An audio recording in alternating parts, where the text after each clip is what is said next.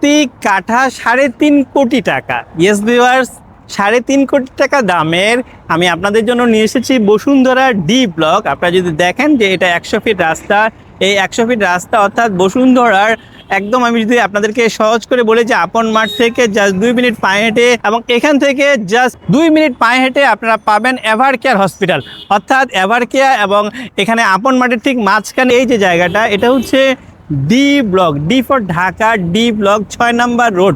অর্থাৎ 6 নম্বর রোড এবং 100 ফিট যে রাস্তা অর্থাৎ অ্যাভিনিউ যে রোড, এই রোডের সাথে কর্নার প্লট আপনারা দেখেন যে এখানে 5 কাঠা জায়গা আছে।